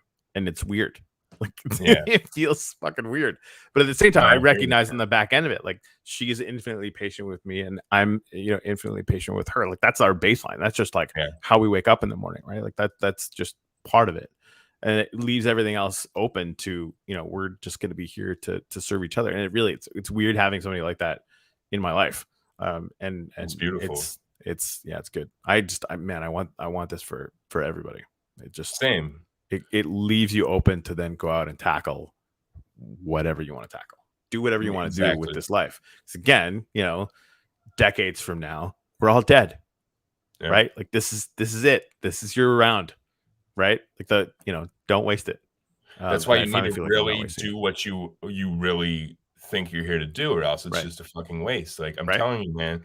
Like I've had some even some offers recently of like crazy positions at places. And I'm like, no, I'll be miserable, dude. I love what I'm doing. I'm happy. Like I wouldn't trade what I'm doing right now for anything, because I've actually found that it's like to be a creator for a living, and to get to network and build relationships for a living. Like that's what I'd be doing anyway. It's the jam. You should strive to get paid to do something that kids are doing for free. Essentially, Exactly. You know, like a pro athlete or something. Like you're getting paid to play a game. It's beautiful. I love it. Like that's what I liked about fighting. Like it's a tactical game at the end of the day. Can I touch your face with my fist? Can you stop me? Blah, blah, blah. It's a game, right? It's a very high stakes chess. Well, you're taking a thing and be like, can I touch this? Can I touch this? And if I touch it the right way, will that thing fall? Right. And at the end of the day, that thing is a person. Yeah, but like it's a game too, right? No, of course. Yeah, no. And I actually had to compartmentalize it as a game because for me to hit people is very difficult. I don't like it. And the main criticism I got from all my coaches throughout my whole fighting career was, you're not hitting them hard enough. Why are you holding back? And I'm like, I don't want to hurt them. And they're like, you're fighting, stupid. Right. You know what the word fighting means, right? Yeah. Don't you want to win? And I'm like, well, I'm going to outsmart him and get all the points. And that's how I win. And it's like, well, you know, that's another way, but it's not like, but that's another thing. It's expectation and it's acceptance. What do I expect from myself and what I accept of myself and what do others expect and accept of me? And that goes back to having a partner. And do they expect you to be something that you're not? Do they accept you as you are? Do they accept the vision of what you might be and expect that? Or are they going to remove that just like we should remove from our lives in general? A lot of us, we're willing to remove expectation from our lives, but not from our partner. I don't know why. And it's something I've had to accept and realize too. And like, I have my own limitations. Every other human does. And we can accept this flow of life, but why can't we accept the flow of another human? It's very crazy, right? Like it's interesting. So I think that's like another reason I bring it up is because we're in this mode of discipline and finding freedom throughout doing the things that feel difficult. Stoicism, if you will. Like this is, we all pursue petty things to avoid the real challenges in our lives, which is like, how can I coexist with other people in a way that's palatable to myself and them? And then how can I also pursue without pursuing this goal that I have in life, knowing that it doesn't matter again? And how do I add value to that so that it does all of a sudden matter? Community. So it's like the thing that we add value to, back again, the community, we're always trying to add value with products. That's what gives us value as people, is the community that we live in. The market dictates your value. Again, Austrian School of Economics, right? So to bring this full circle, acceptance and expectation, until we learn how to reconcile that with our partners, we probably can't reconcile it with ourselves or the environment that we're in, truly. We're just going to have this illusion of calm and safety. That's fine, right? And then it goes actually very to the beginning, and it's all, you think trading's different or investing is different? It's not, right? All this is Zoom out again. It's the same lesson over and over and over again. Do without doing and be cool with whatever. Yeah, it's everything. It's like that expression, there's nothing new under the sun. Like everything has been done. Everything's just existing in a different form.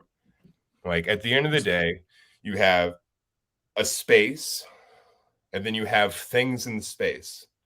And instead of focusing on where in this space, we focus on the things, right? So the more we're able to just kind of put it all together in one piece, zoom out again, we can see the whole thing. Like the easier we can live. Like that's what allows us to pursue something like, hey, I'm going to do this thing for 30 days. Like we have a desire to feel a certain way, right? But like we're never going to just give that to the ones around us either. It's just, I just see a paradox in like what we expect from ourselves and what we expect of others, and then our acceptance of those things, or our expectations, our acceptance of the expectations. So it's like, can I deny myself an expectation of you, Corey? I don't know. I mean, can I deny myself the thing in my head that says, hey, if I do something for you and you don't do something back for me, was that like not a fair trade? Like that's the thing. It is a fair trade. It's on you. It is, and that's the point. Like that's funny. Like for me, that's really, really easy. Because I own every single one of my actions and I know that I own them. And if I'm the one who is engaging in that, then I can't put any expectation on anyone else. Like everything matters. It's literally not possible. Now everything matters. but nothing matters. We're everything and nothing. So that's how we make sense of it, though, is by asking ourselves these questions, forcing ourselves to answer like that, and then be like, oh, okay. Yeah. And I think it's just a cool experiment. I plan to do a lot more of that in the next 30 days. I like it. Yeah, Jimmy tried to do a hack. Unless your expectations are to expect others to be themselves, fuck you, Jimmy. Yeah, Jimmy. Circular logic is adorable. Like, hey, I want this rock to be a rock. Therefore, I have expectations that are being met. Or you have no expectations. It's the best way to do that is just to be like, I want this rock to be a green rock, and then you paint it. But expecting the rock to change for your will is nothing. It's never happened. Also, like making jokes about Jimmy when he's not here is not fun.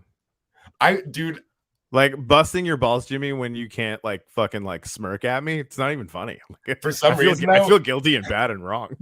It's kind of like a comedian, like when a heckler hits them, and then they just fire back, and they've got the mic, and the heckler can't say shit. Yeah, I feel good about making fun of them though from that position, because I'm he can't retort. I was playing at this bar in Pasco County for every Friday for like 5 years, and the owner, I nicknamed him the Prince of Pasco County. He's like a very, very popular guy in a very small pond, and still is. But like, you know, he would like heckle me every single. It was his bar, right? He owned the bar, right? And he would heckle me every single time he came in. I'm like, motherfucker, I have the microphone, and I was the only person who ever talked back to him, and we've been best friends ever since. Dude, it's like fighting. It's like fighting, like getting into a fight with somebody and ending up like really good friends with them. Oh, dude, that's the thing. Like nobody would ever actually talk to him. Like, dude, like I'll fucking rip you a new asshole every night if you want. But it was hilarious. It was really funny. Anyway, that goes back to like people. I had somebody hit me up and say that I was being kind of hard on Jimmy the last time that we were on the stream together, and I didn't really think so. But no, you weren't. You weren't. Because I know like that's like we all afford each other that. Just because somebody else isn't taking it doesn't mean it's not available, and I will definitely let somebody do that to me if that's really the thing.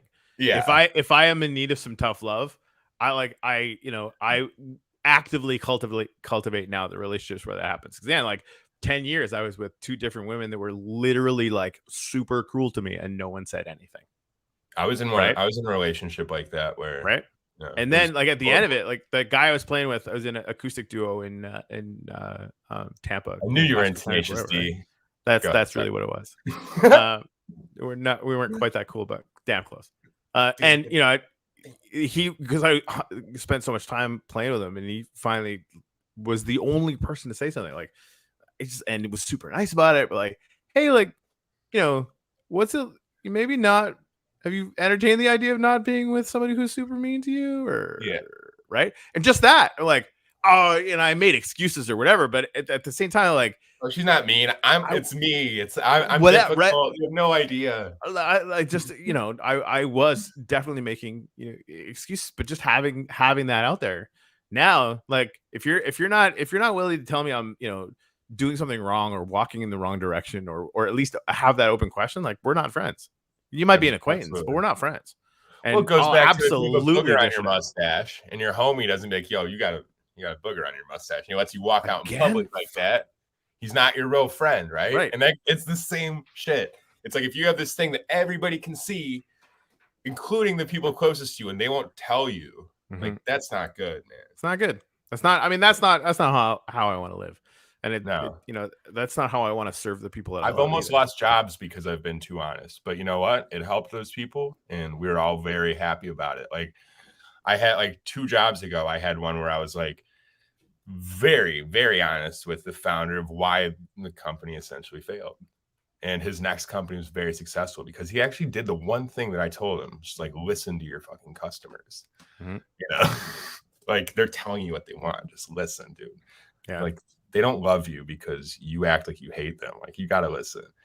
So, and we see that a lot in ourselves. We see it all over the space. Like, but yeah, like, we all have those friends too that they,